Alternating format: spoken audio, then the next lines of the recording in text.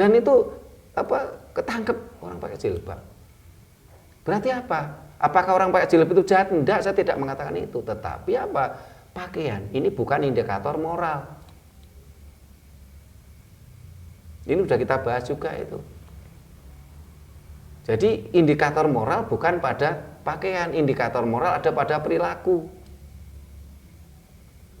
Indikator moral ini pada perilaku, walaupun ajening roko gumantuk ing busana, tetapi kan busana tadi tentunya sesuatu yang terhormat, bukan harus dibrongsongi gitu. Karena kita bukan orang Arab, kita itu orang Indonesia.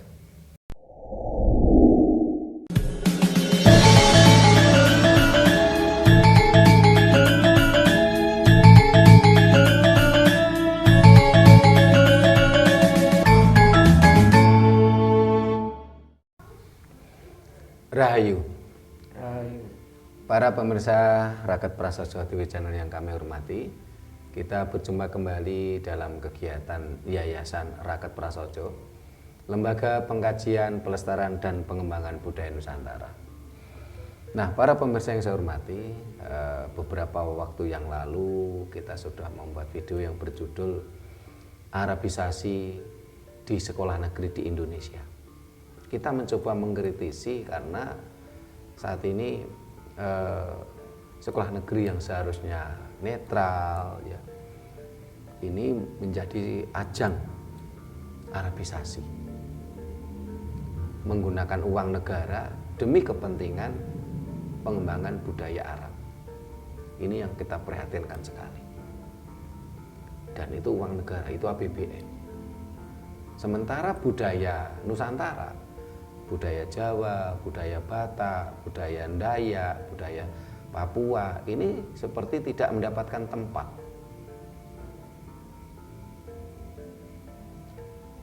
Bahkan ketika kita bicara Bhinneka Tunggal Ika,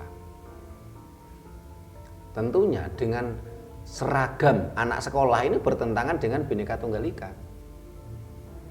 Bhinneka Tunggal Ika itu kan sesuatu yang bineka, sesuatu yang berbeda-beda. Tetapi kalau dari Sabang sampai Merauke,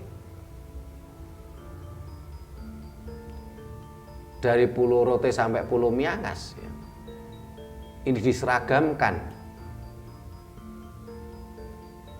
Ini kan bertentangan dengan konsep dasar negara kita, yaitu Bhinneka Tunggal Ika. Karena diseragamkan. Kalau diseragamkan tentunya semua menjadi seragam.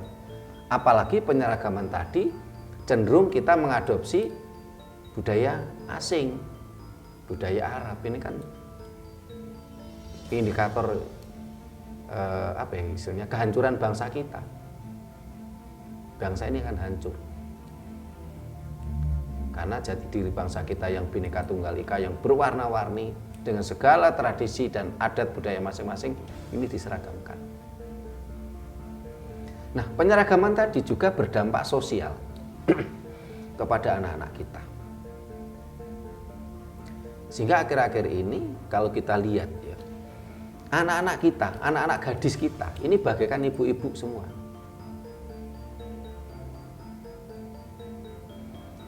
Mereka dipaksa oleh pihak sekolah harus memakai rok panjang ya.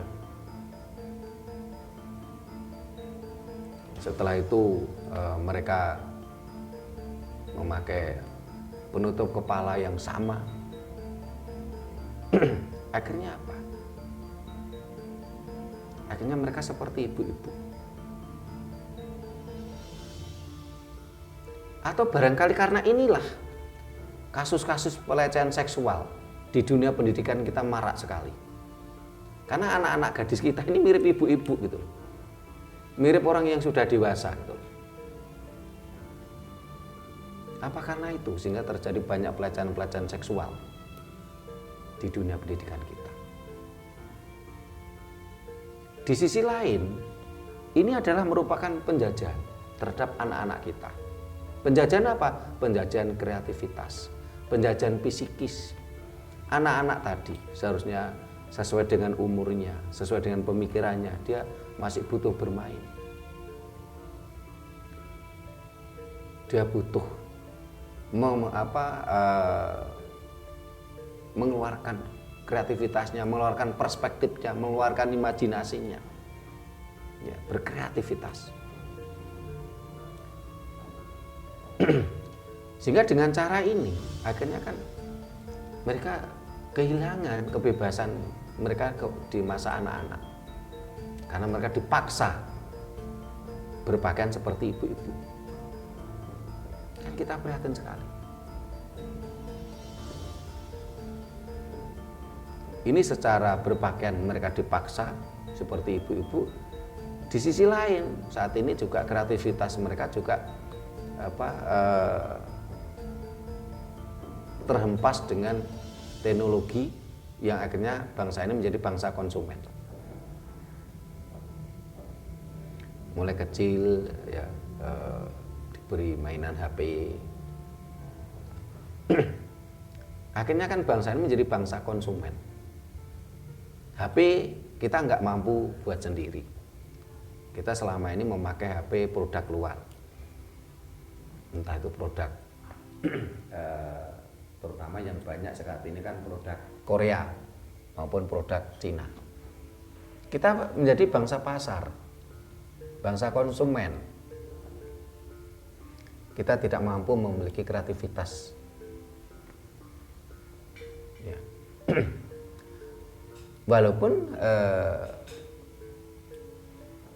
di dunia HP ini sebenarnya juga bisa berkreativitas dengan berbagai kemunculan aplikasi-aplikasi atau kreativitas di dunia digital sebenarnya.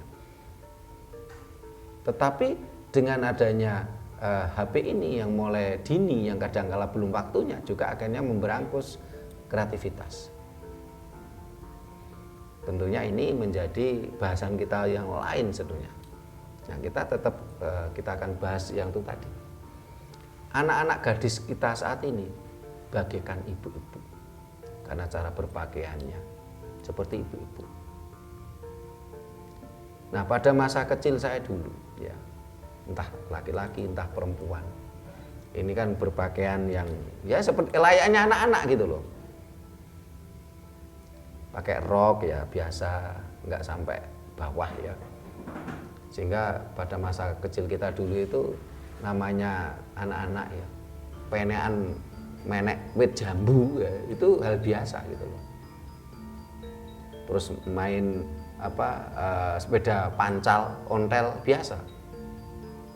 Tetapi kalau saat ini anak-anak perempuan kita, anak-anak gadis kita dipaksa dengan rok yang panjang. Ini mau main sepeda pancal tidak bisa. Apalagi penean wit jambu gitu. Tidak bisa. Mereka seperti dipaksa menjadi dewasa belum waktunya. Karena harus berpakaian layaknya ibu-ibu. Dengan rok panjang, ya. Rambut ditutup. Sehingga mereka tidak lagi punya kebanggaan waktu anak kecil. Rambutnya dikepang dua. Ya. Kalau zaman dulu itu kan masa kecil saya itu kan ada istilah kuncung dan bau. Ya. Jadi rambut itu dipotong ya model kuncung sama model bau ya. Itu sekarang tidak ada lagi gitu karena semua dikerukupi. Setelah itu rambut dikepang ekor kuda. Ya. Terus ada rambut di model kepang dua. Ya. Itulah dunia anak-anak. Gitu. Ini sesuatu yang menggembirakan, sesuatu yang ceria. Ya, ya cerianya dunia anak-anak gitu loh. Tapi saat ini ada pemaksaan yang luar biasa yang memberangus psikologi anak-anak kita. Sehingga akhirnya anak-anak kita, anak-anak gadis kita bagaikan ibu-ibu. Ini ada sesuatu yang hilang sebenarnya di dunia, di masyarakat kita. Tapi banyak yang tidak sadar. Hanya demi apa? Hanya demi ketakutan-ketakutan yang berbentuk apa? Halusinasi. Ketakutan-ketakutan yang apa? Yang terdoktrin dan terdogma. Katanya kalau roknya pendek itu nanti bisa merangsang syahwat lawan jenis katanya. Ini kalau menurut saya kata-kata ini terlalu naif gitu. Kenapa? Pada masa kecil saya, walaupun anak-anak perempuan sebaya saya itu berpakaian seperti itu, bahkan mohon maaf telanjang, kita mandi bareng di Bengawan Solo, nggak ada pelecehan seksual, nggak ada anak-anak itu perempuan itu hamil duluan, padahal telanjang mandi bareng di Bengawan Solo. Bahkan kalau mainan gobak sodor, ya, gobak sodor yang kalah itu nanti hukumannya kendil borot gitu. Ini anak-anak sekarang nggak kenal itu apa itu kendil borot. Jadi main gobak sodor yang kalah dapat sanksi kendil borot. Kendil borot itu apa? Jadi waktu itu ada pasir atau debu di unduk-unduk ini, terus ini lutut ini ditancapkan gini kan, debunya tadi tanah yang tadi kan lubang, setelah itu harus kencing di situ. Ya laki-laki ya perempuan, karena ini permainan anak-anak, keceriaan. Main gobak sodor kalah, walaupun perempuan ya kencing di situ, anak teman-teman laki-laki sebaya nonton kencing, ya mereka enggak terangsang kok, enggak ada pelecehan seksual pada waktu itu. Kenapa? Karena mereka adalah dunia anak-anak, keceriaan anak-anak, dan anak-anak itu tidak pernah berpikir tentang seksual. Anak-anak tidak pernah berpikir nafsu hewani. Tapi saat ini, dengan pakaian yang anak-anak perempuan kita, anak-anak gadis kita dipaksa seperti ibu-ibu, yang terjadi apa? Pelecehan seksual malah lebih marak. Bahkan itu di dunia pendidikan. Entah itu dunia pendidikan berbasis umum milik sekolah negara maupun dunia pendidikan berbasis agamis. Ini kan ada sesuatu yang salah sebenarnya kalau kita mau jujur.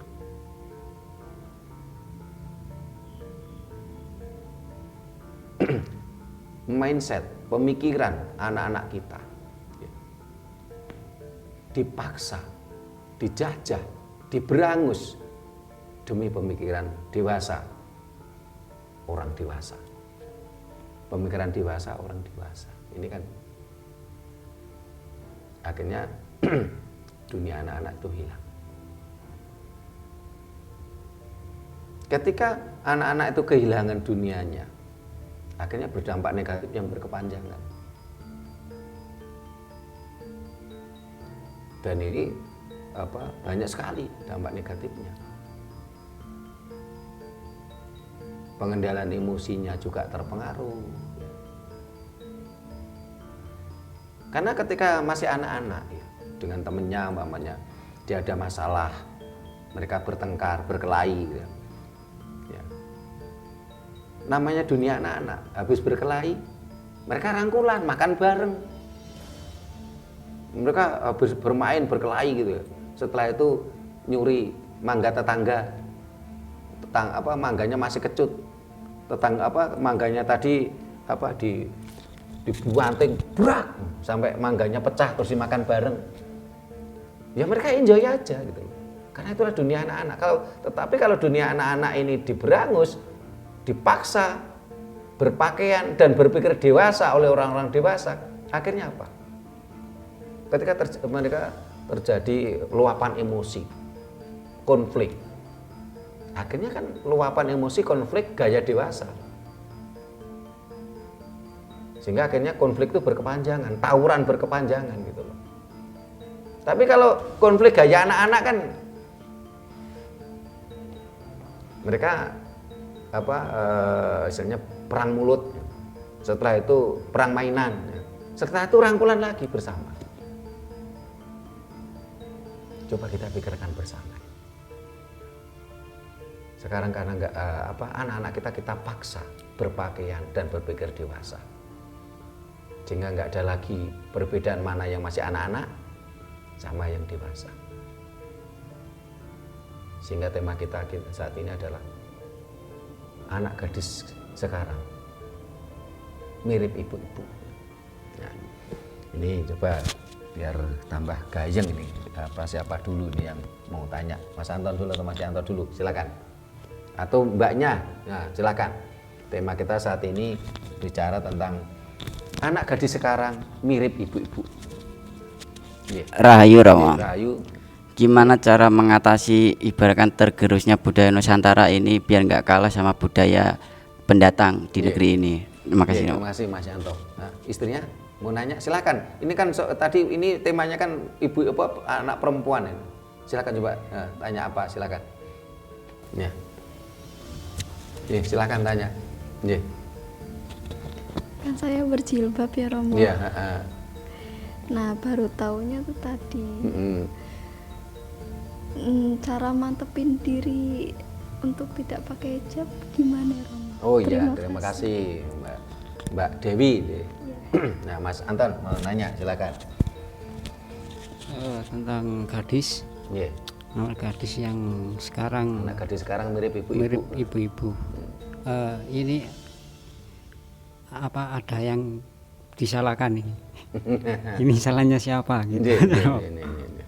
Terima kasih Mas Anton. Untuk yang pertama Mas Yanto. Ya.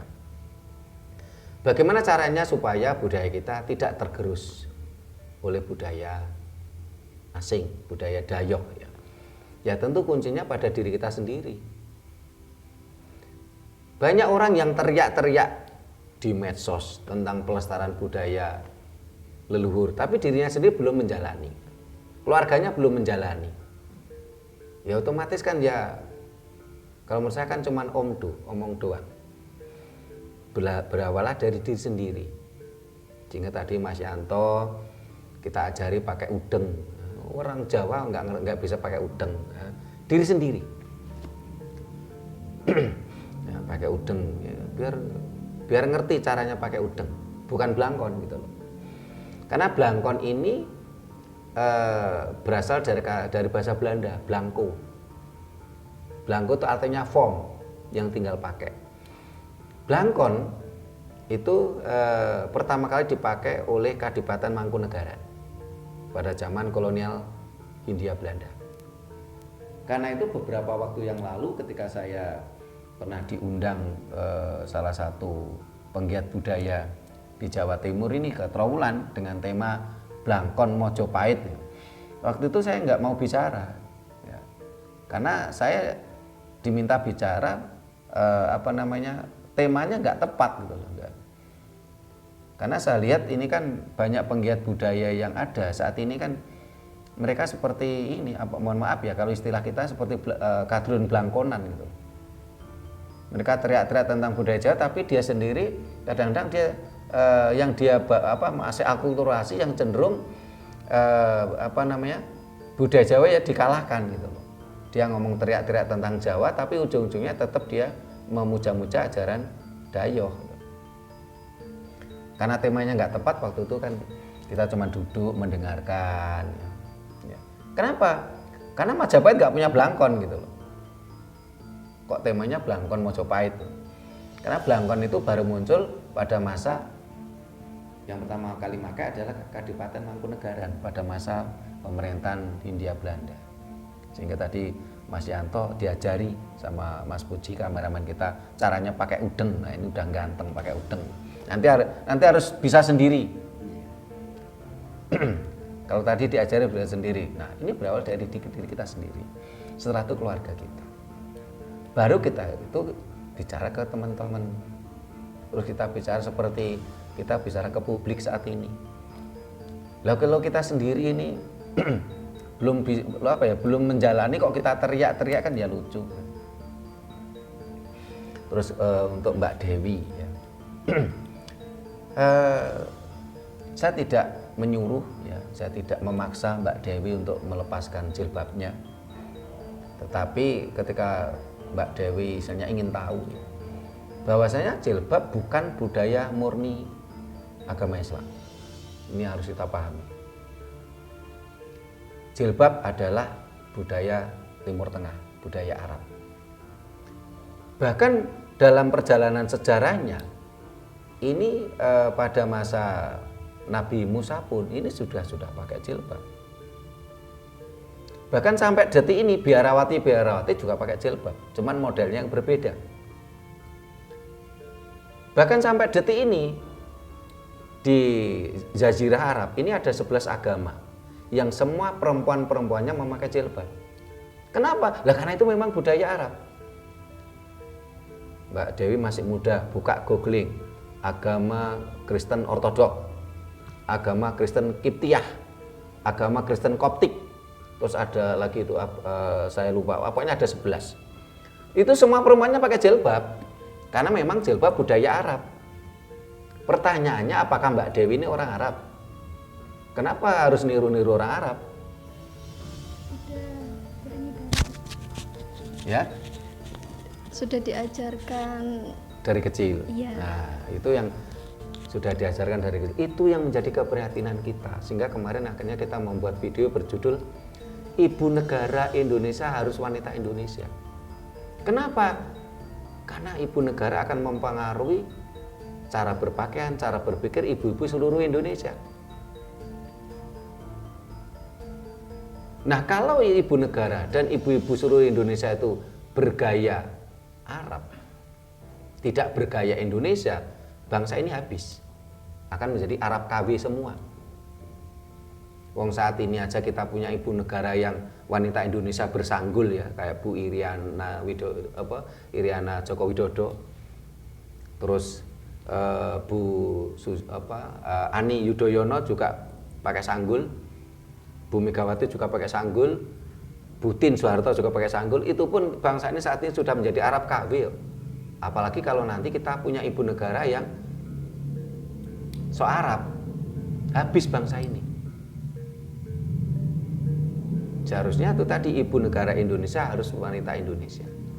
Kita harus punya jati diri. Saya sepakat dengan kata-katanya Profesor Sa'il Agil Sirot, mantan Ketua PBNU. Bahkan beliau waktu ceramah ini masih menjadi Ketua PBNU. Beliau mengatakan apa? Tingginya martabat bangsa ada pada budayanya, bukan pada agamanya. Kalau kita menjadi Arab KW, bangsa ini menjadi bangsa bingung. Mau ngaku Arab, kita bukan orang Arab. Mau ngaku orang Jawa, kita sudah kehilangan indikator Jawanya. Contoh Mbak Dewi ini bapaknya Boyolali, ibunya Tasik, kan Jawa. Apa ngaku Arab? Nah, bukan orang Arab mau ngaku Arab, tapi mau mengaku Jawa. Indikatornya Jawa mana? Kan akhirnya di bangsa bingung kita. Kalau umpamanya orang berargumentasi, loh saya kan Muslim Pak. Mohon maaf, kita harus ingat kata-kata Presiden Soekarno. Saudara-saudara sebangsa dan setanah air, kalau jadi Hindu jangan jadi orang India, kalau jadi Islam jangan jadi orang Arab, kalau jadi Kristen jangan jadi orang Yahudi. Tetaplah jadi orang Nusantara dengan adat budaya Nusantara yang kaya raya ini. Dan diulangi lagi oleh Presiden kita Gus Dur, kalau kita jadi orang Islam jangan jadi orang Arab. Kalau kita jadi orang Nasrani jangan kita jadi orang Roma.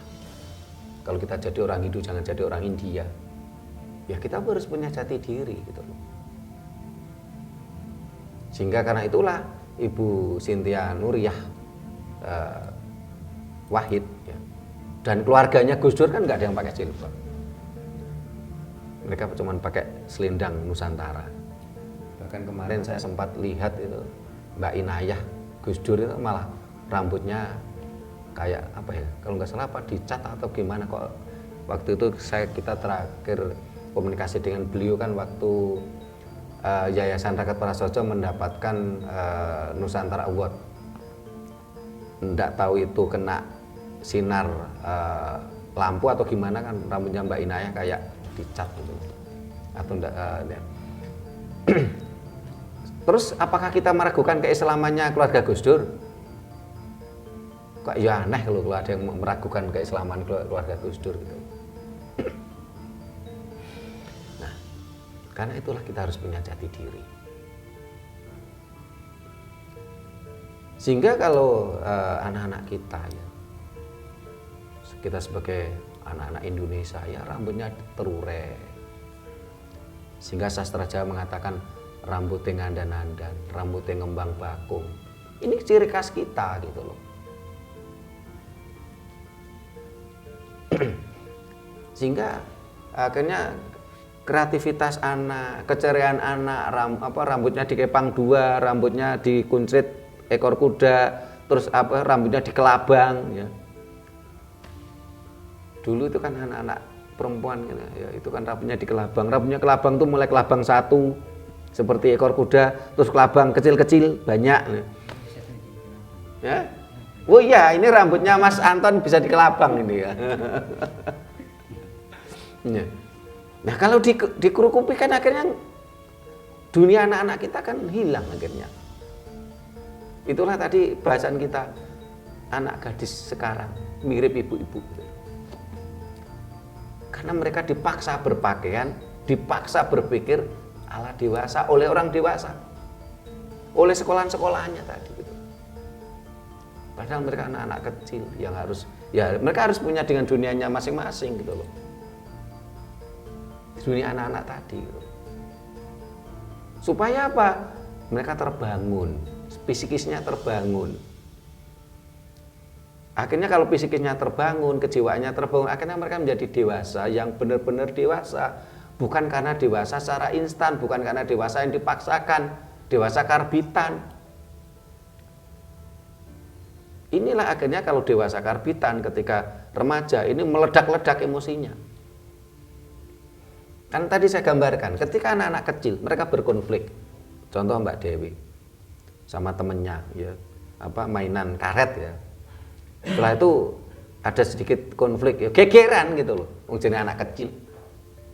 Kalau Mas Yanto mainan kelereng ya, mainan sama anak-anaknya, sama teman-temannya. Ada konflik kecil, gegeran. Tapi namanya anak-anak, setelah gegeran makan bareng. Nyaman gitu loh, namanya anak-anak. Tapi kalau dipaksa menjadi dewasa, konfliknya orang dewasa nggak mungkin cepat akur, bisa-bisa jadi dendam. Pengendalian emosinya menjadi lemah. Ini barangkali yang nggak pernah dipikirkan oleh orang-orang yang di dunia pendidikan tadi. Apalagi, nah ini saya pernah mengkritisi dunia psikologi waktu saya diminta jadi narasumber di kegiatan di Universitas Brawijaya Malang. Dunia psikologi kita ya, dunia ilmu psikologi kita ini meniru asing, meniru Eropa, meniru Arab. Yang mana psikologi tadi terbagi menjadi dua, black and white karakter, hak dan batil. Seolah-olah manusia di muka bumi ini dipisah menjadi dua, hitam dan putih. Padahal fakta di lapangan dunia psikologi kita tidak semacam itu, dunia psikologi manusia itu. Manusia tidak bisa dipisahkan black and white karakter, baik dan buruk, hak dan batil. Karena manusia sebagai makhluk sosial yang begitu kompleks permasalahannya. Sementara kalau ilmu psikologi Jawa itu lebih komprehensif. Salah satu contoh ilmu psikologi Jawa kan ada di Kaur Bejo, Suryo Mataram. Ini ilmu psikologi Jawa. Terus juga sebagai contoh di dunia pewayangan. Ketika konsep itu dipilah menjadi black and white karakter, ini kan menjadi kaku. Bolo kiwa, bolo tengen menjadi kaku. Sehingga banyak orang terjebak kalau ditanya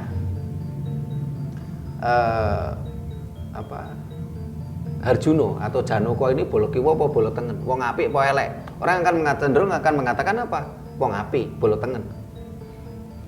Padahal psikologi Jawa mengajarkan ketika dalam cerita Palguno Palgunadi, Harjuno ini laki-laki bejat yang tidak boleh kita tiru gitu.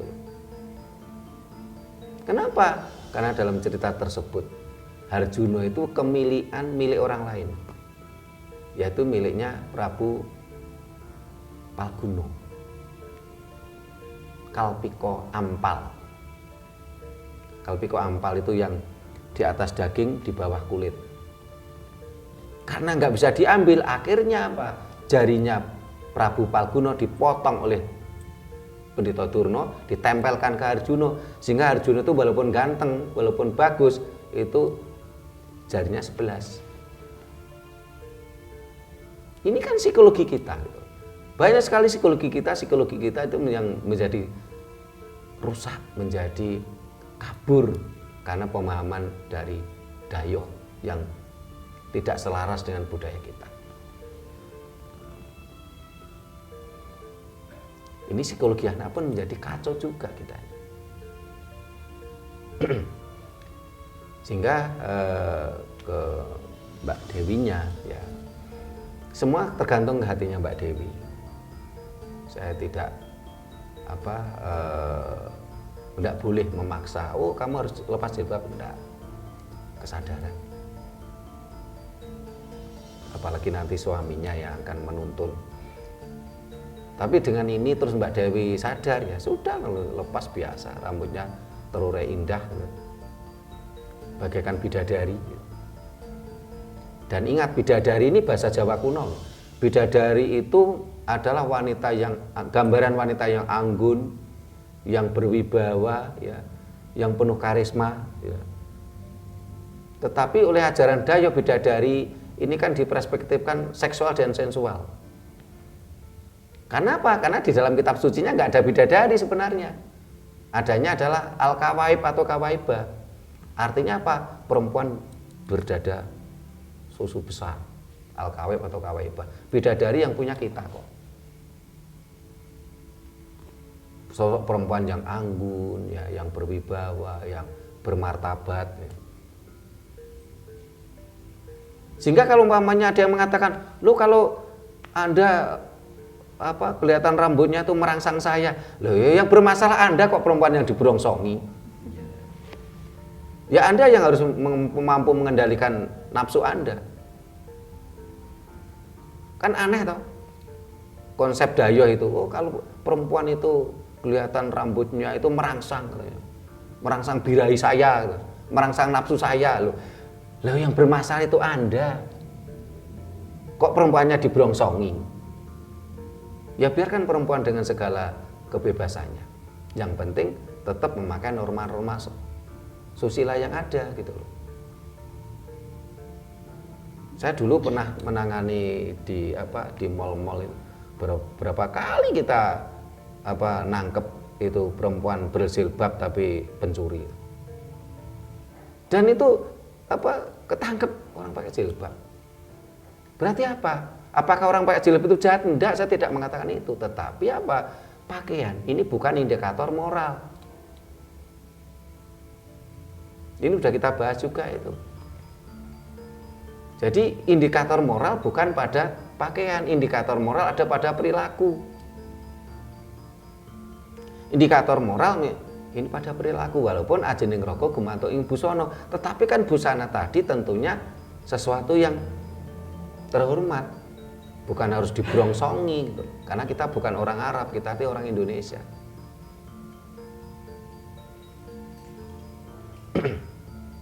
Ini yang Mbak Dewi harus pahami gitu. Dan kita juga tidak istilahnya menjustis bahwasanya orang pakai jilbab itu jahat semua, enggak.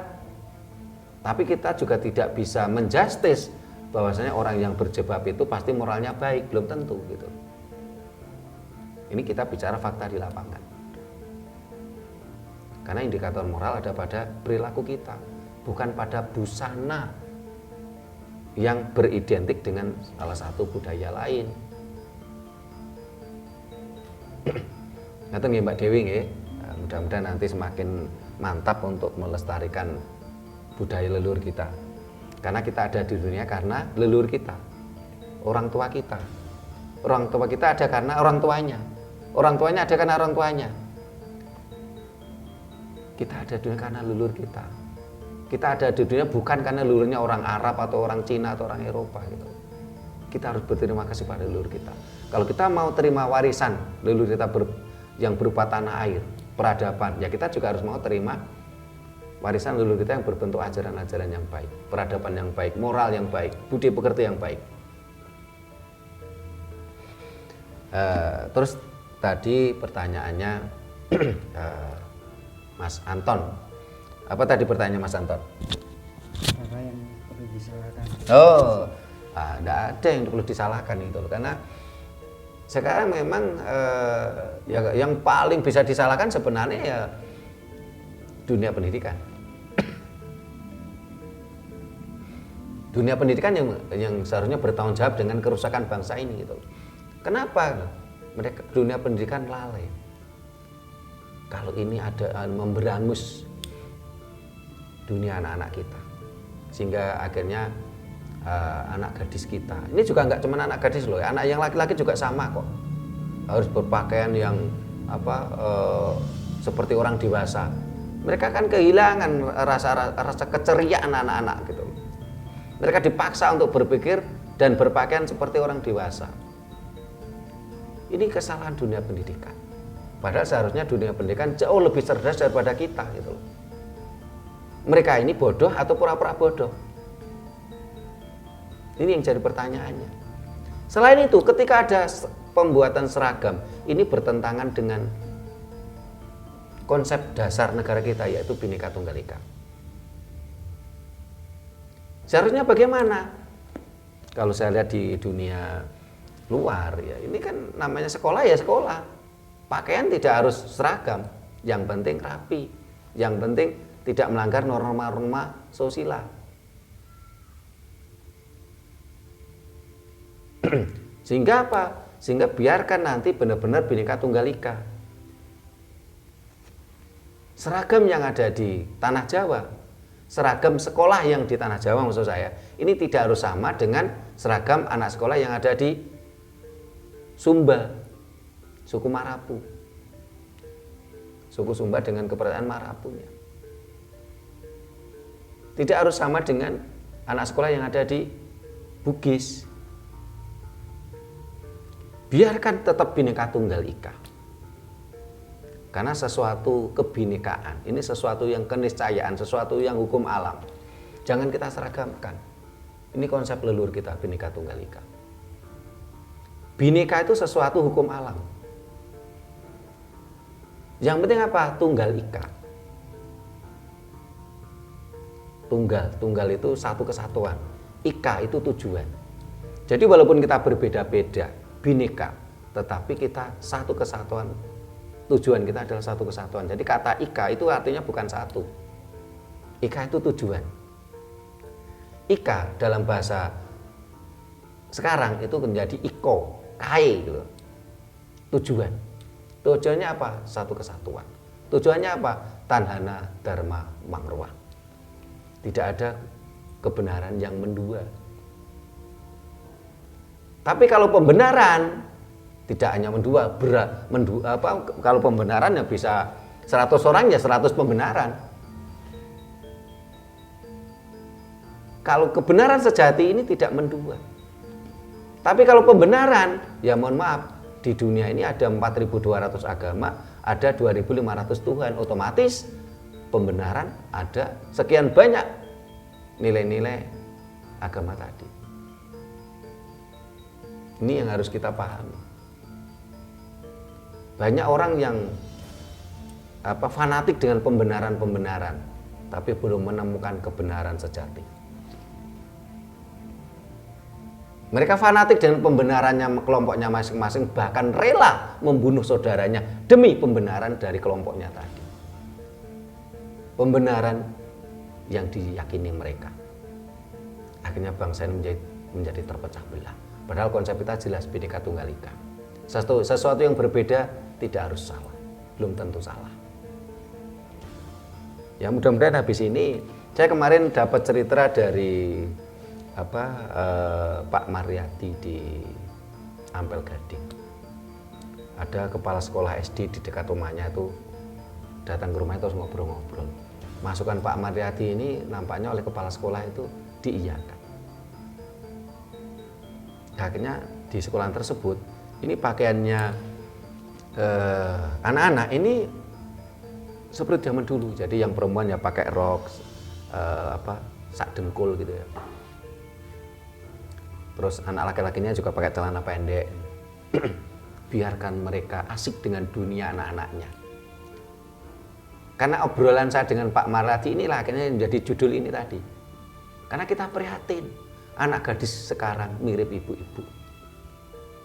Dan ternyata soal seragam ini kan menjadi wewenangnya kepala sekolah terkait. Loh, kalau kepala sekolah yang di daerah Ampel Gading yang sempat ngobrol dengan Pak Marladi aja bisa membuat seragam yang seperti itu, kenapa sekolah yang lain tidak? Berarti yang perlu disalahkan ya kepala sekolah terkait. Kenapa dia harus memaksakan kehendak cara berpikirnya terhadap anak-anak tadi, terutama anak-anak SD dan SMP yang masih kecil-kecil tadi.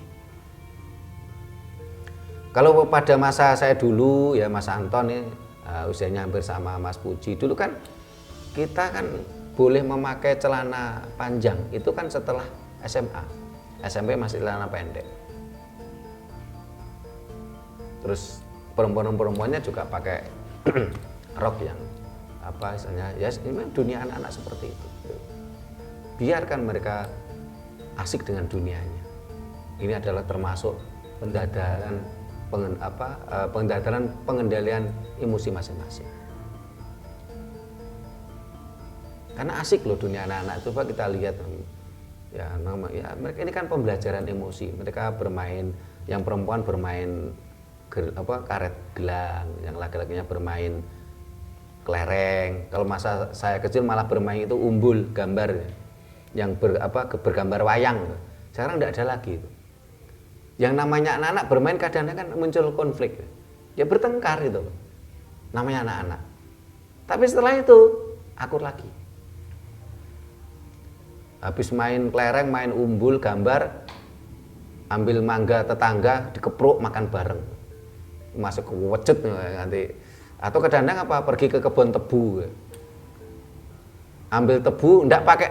Jadi cara ngambil tebu itu enggak pakai pisau. Zaman saya kecil dulu itu pakai apa? Gigi. Asik kok dunia anak-anak itu. Dan itu menjadikan apa? Ini adalah pendadaran psikologi anak-anak tadi. Ya, ada lagi yang ditanyakan? Mas Anton, mau ada tanya? Ada kasus maraknya itu pencabulan anak-anak itu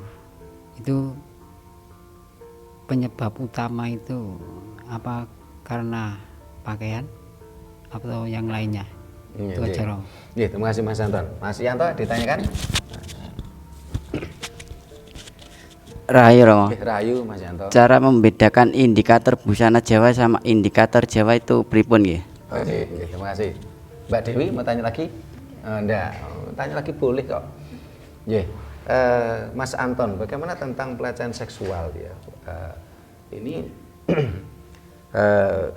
yang jadi PR kita, renungan kita. Ya. Nah, coba tanya orang-orang yang kelahiran tahun 60-an seperti Mas Puji itu. Pada masa kecil saya dulu ya. Anak-anak perempuan itu pakai rok yang sak dengkul ya. Kadang-kadang main bareng ya. Kok dulu tuh enggak ada pelecehan seksual, itu enggak ada. Bahkan anak sekolah hamil itu bisa dikatakan enggak ada. Enggak ada pelecehan seksual gitu. Entah pelecehan seksual dengan sesama teman sekolah atau pelecehan seksual yang dilakukan oleh guru-gurunya. Enggak ada pada waktu itu. Tapi kenapa akhir-akhir ini yang katanya semuanya harus sok agamis gitu ya, kok malah pelecehan seksual malah lebih marak saat ini? Bahkan kasus anak sekolah hamil itu banyak saat ini. Ya.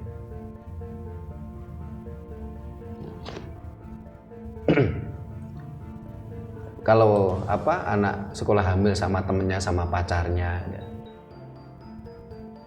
Terus pelecehan seksual oleh gurunya, saat ini kenapa kok marak gitu? Kenapa? Ini kan harus kita renungkan bersama. Kita kaji bersama kenapa itu. Ada sesuatu yang hilang pada bangsa ini.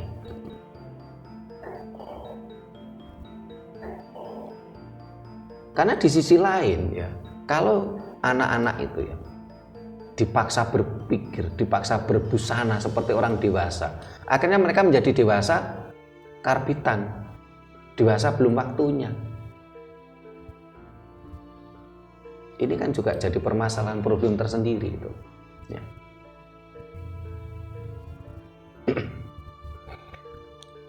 Mudah-mudahan ya dengan bahasan kita tadi menjadikan kita mau sadar diri lah.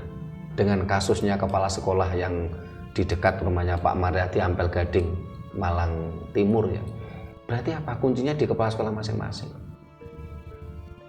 Mudah-mudahan akan banyak kepala sekolah yang mencoba mengembalikan seragam yang ada. Jangan paksa anak-anak gadis kita seperti ibu-ibu. Kita paksa untuk menjadi dewasa belum waktunya, dengan cara berpakaian dan cara berpikir. Nah, ini yang ditanyakan oleh Mas Yanto, bagaimana indikator pakaian Jawa dan indikator Jawa. Kalau indikator pakaian Jawa ya tentunya atributnya, yang banyak pakai udeng yang laki-laki, terus pakai pakaian-pakaian Jawa yang lurik ya. Ini kan indikator pakaian. Terus bagaimana indikator Jawa lainnya dengan bahasa Jawa? Indikator tentang kebiasaan sehari-hari, mau membangun rumah dihitung harinya, mau jadi pengantin dengan tradisi Jawa ya. Ini adalah indikator budaya. Terus kalau kita bertamu bilang kula nuwun, ini indikator budaya. Tetap bagaimana dengan indikator Jawa yang berarti karakter atau value? Itu adalah perilaku kita. Salah satunya wejangan dari Ki Ageng Ki Pangeran Surya Mataram yaitu apa? Sak kepenai. Kita harus berperilaku sak kepenai. Inilah budi pekerti kita. Apa yang dimaksud dengan sak kepenai?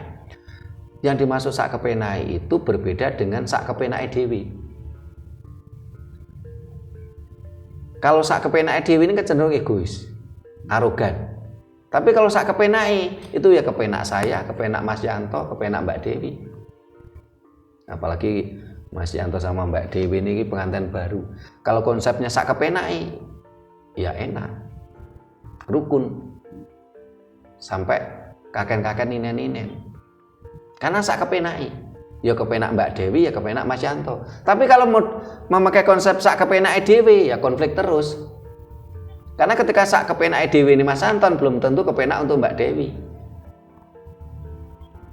Ini indikator value, karakter Jawa.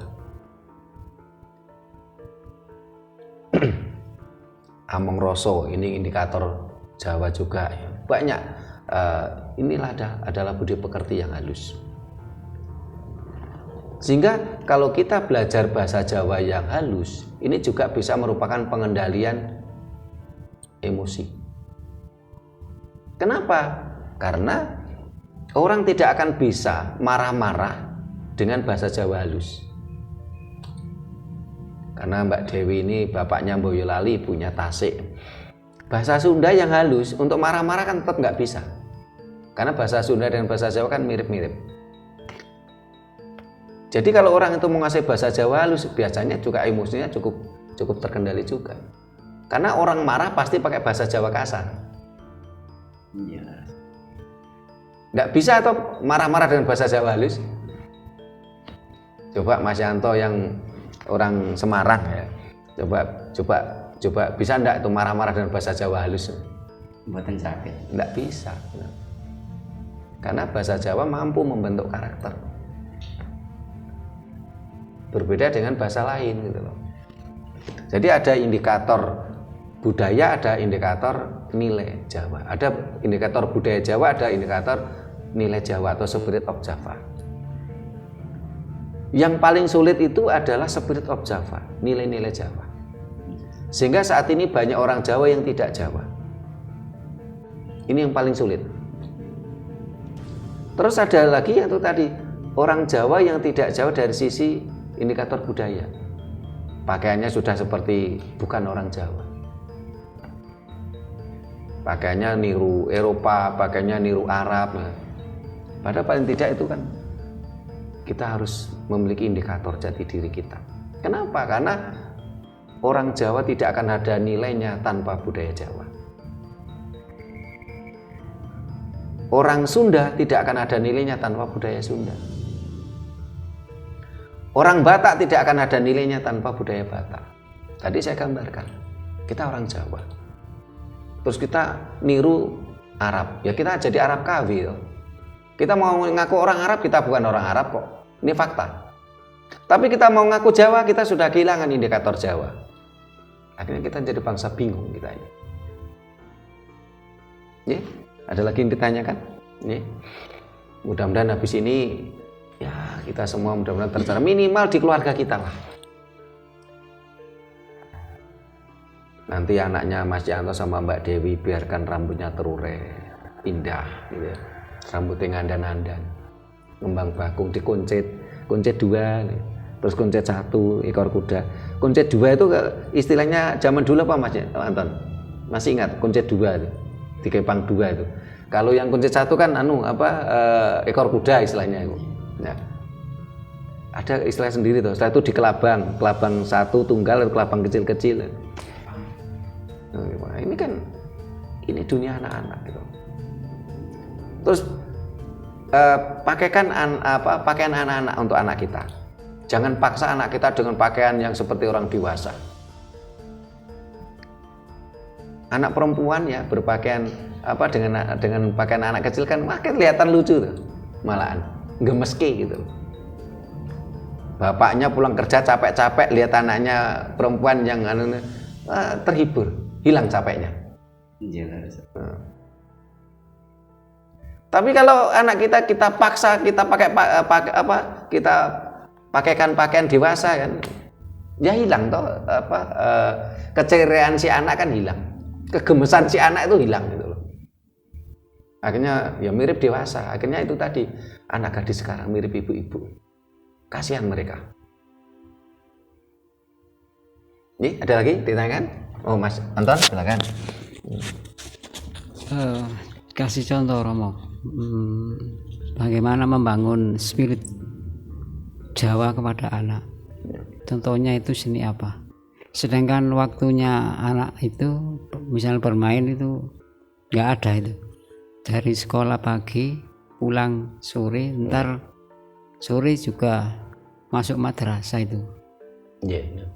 Itu aja Romo. Terima kasih Mas Anton. Keluhan Mas Anton ini sebenarnya sudah banyak yang mengeluhkan di medsos ya, termasuk di TikTok ya. Ada di gambar anak-anak kecil pakai tas sambil menggerutu. Wah, ini kurikulum merdeka apa? Sekolah pagi sampai sore, kapan aku bal-balan, kapan aku main layangan? Ini sebenarnya kan kritik sosial. Tergantung dunia pendidikan kita ini sadar enggak gitu. Seharusnya apa? Dunia pendidikan anak-anak ya biarkan mereka bermain dengan dunianya anak-anak. Kita ajari yang pokok-pokok saja, baca, tulis, hitung, ini yang pokok. Setelah itu biarkan mereka berkreativitas. Sementara dunia pendidikan kita saat ini kan parah ya. Anak-anak itu dipaksa dengan dogma-dogma. Entah itu dogma berkedok agama maupun dogma berkedok mata pelajaran. Mereka disuruh menghafalkan. Lah otak manusia itu terbatas. Kalau anak-anak kita dipaksa dengan dogma-dogma seperti itu, akhirnya kan anak-anak kita kan menjadi nalar sehatnya lemah. Dalam grade kecerdasan, negara kita, bangsa kita tuh sangat rendah sekali. Kita jauh tertinggal dengan negara tetangga seperti Singapura.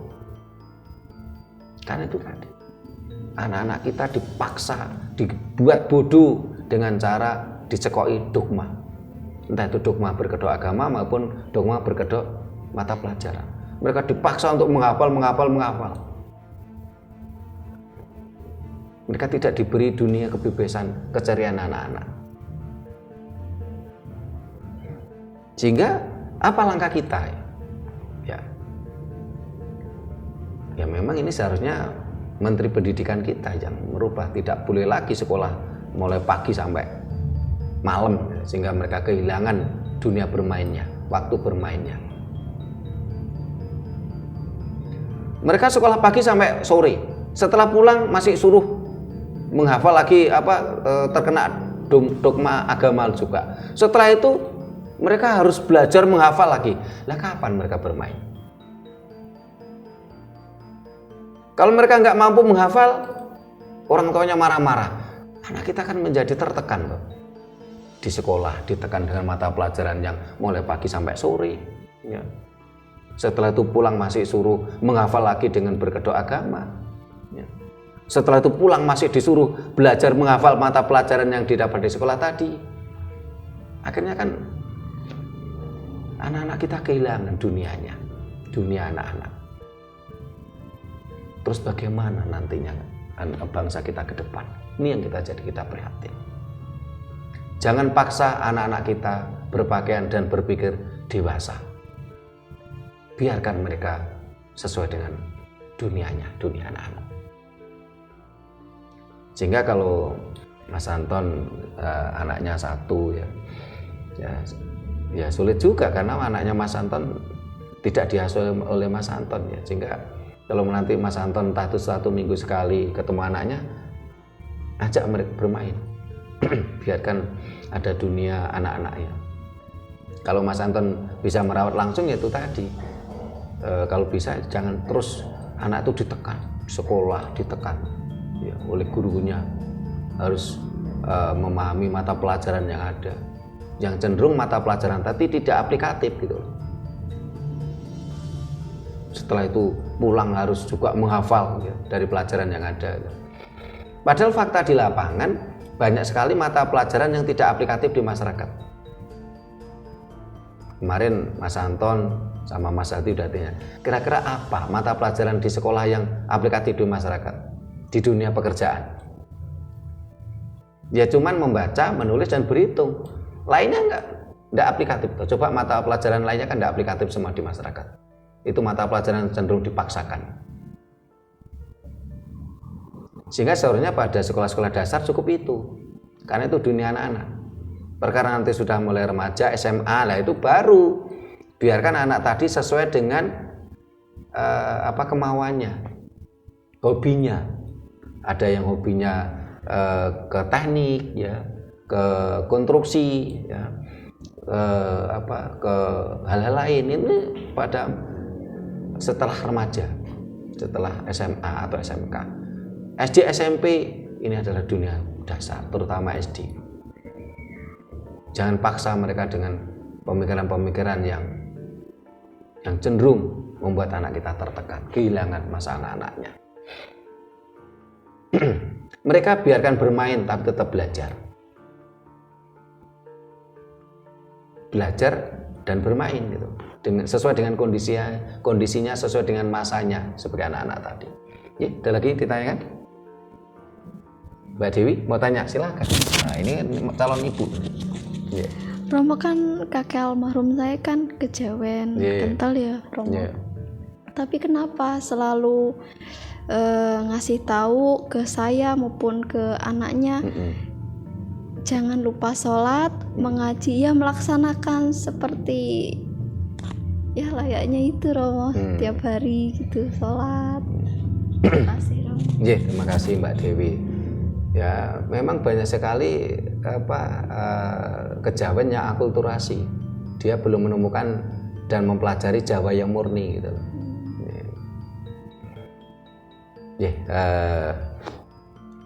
Saya kira sampai di sini dulu para pemirsa yang saya hormati. Mudah-mudahan apa yang kita